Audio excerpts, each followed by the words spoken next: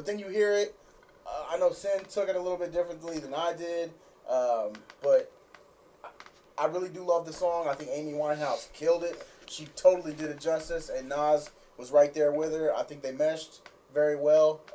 Definitely one of my top songs. I'm not gonna say it's a bad song. It's be in the mood to listen to a type of song to me. It is. It'll put you to sleep if you want to get amped up. It's definitely not the song. So it's one of those lay back, chill, listen to it songs. Definitely a good song. Just wasn't one of my top songs. Bye Baby. One of my favorite songs.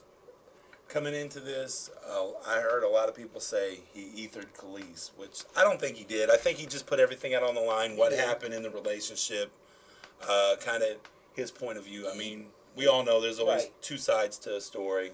And I don't think there was really anything horrible towards her in the song. No, not at all. No, basically he put his personal life in perspective for people. Like, he put his heart out on the line, told his feelings, you know.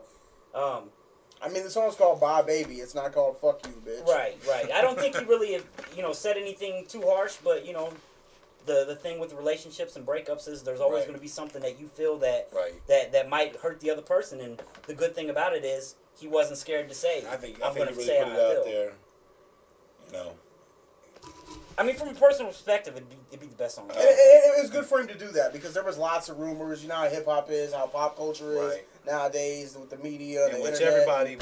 He put it out there. There was no questions left after that song. Which the divorce, everybody wanted to speak on it, and he just kind of said, "This is what it is. This is what happened." And while we're talking about Bye Baby and Nas and Khalees, if you don't know, I'm gonna let Raw explain the cover of the album to you. Well, as everybody knows, he's got the part of the wedding dress. He's explained in a few interviews that when she moved, the movers left part of her wedding dress. He just thought that putting it on the album cover as kind of saying, I've come from here to there. Life is still good. Right. You know, life is still good. I mean, now it's escaping me. It's a locomotive where he said, I made 17,000. And just to put that in my thoughts on that, the perspective of that is, like, to me, it's a good message. Like, people say, oh, there's no meaning. There's a really good message behind it. He's pretty much saying that the most devastating shit in your life can happen, but life is still always can get better. There's still good shit. And to me, it's kind of like saying you could be at the very bottom and there's something good. You just got to find it. And, I mean, which I copped the deluxe edition, which Nasty, which we spoke on, Roses, which is a really good song. Black Bond really is one of those songs that I really dig because it's Nas is his best. It's his storytelling. That I really feel. It kind of takes me back to the kind of that period in between, like it was written and I Am, when he was really getting into the really dope stories. The Truest, I think is it's called? It's called Trust. Trust, I'm sorry. Where's the Love is another one with the Cocaine 80s.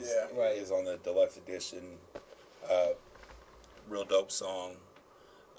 Personally, I mean, on this album, I feel like the bonus tracks should have been part of the album, and maybe a few songs should have been maybe clipped off, especially Summer on Smash. But the last song is probably my favorite song. My favorite as well. And that's Trust. In which, I mean, the title says it all, Trust.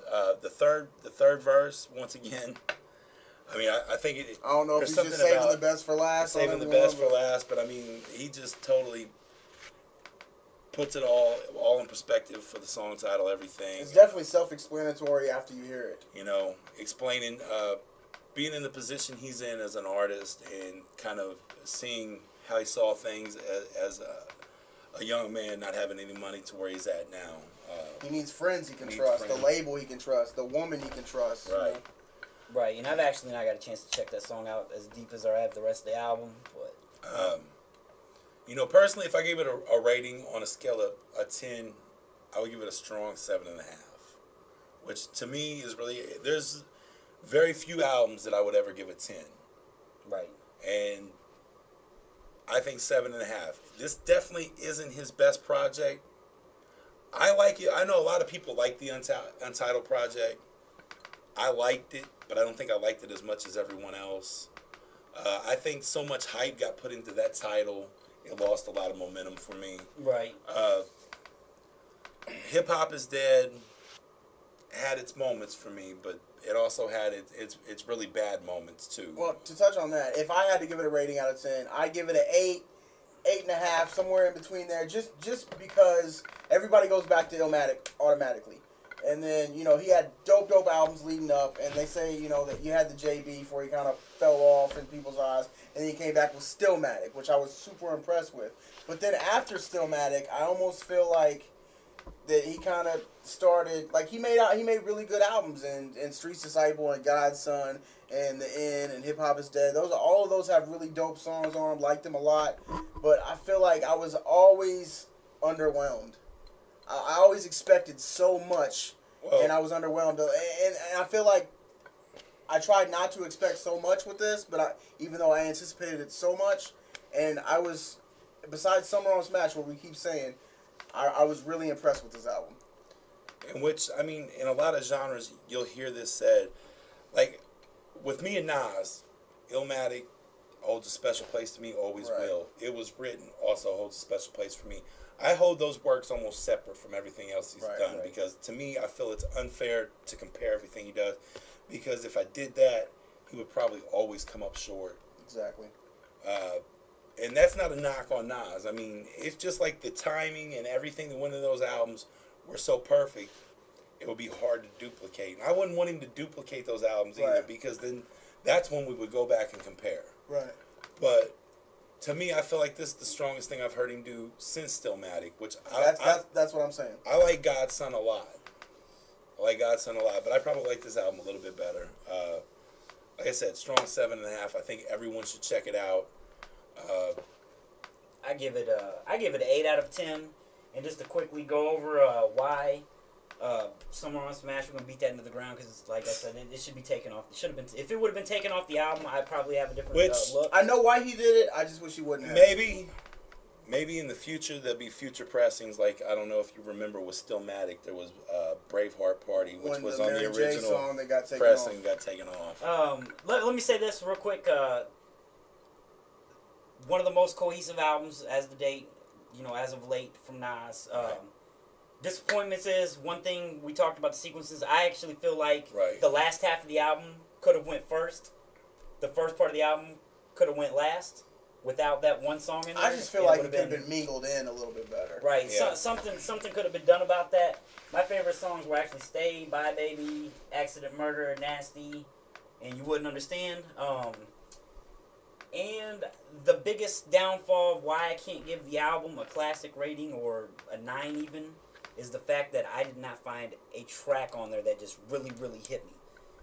And I feel like every Nas album, even the mediocre, like, not mediocre, but his lesser albums, all have had that 1 or 2 tracks that's like, this is it to me. Wow. Now I know Locomotive. I know, like Locomotive, like just. I can say Locomotive and Trust are big for me. One thing I want to mention before we wrap up the review is he had a couple hook features like Anthony Hamilton and Mary J. Blige and Amy Winehouse. But as far as rappers go, he had one feature which was Rick Ross, which we touched on. I think Rose did a good job, but I'm glad that Nas didn't feature another rapper on every other song. Because he stood alone well, I feel like. Which it's something we talked about. And I think that you wouldn't understand maybe, now that I like really put it in perspective, I think I was waiting to hear AZ on that song. I know. It kind of felt let down because it kind of had that vibe like, why weren't AZ and Nas trading verses on this song? It would have been perfect. But that's pretty much it. That's all I really got to say about it. I mean, I think everyone should check it out. Really dope album. Good album. The #1 album in the country right now. Yep. So a lot of you probably have already checked it out. Let us know what you think. You might agree, disagree. Definitely worth a listen. And if it's the first Nas album you've ever heard, which I highly doubt, but hey, I highly hope not. I promise you, go backwards. He has some amazing, amazing albums. But we're out. Peace. Peace.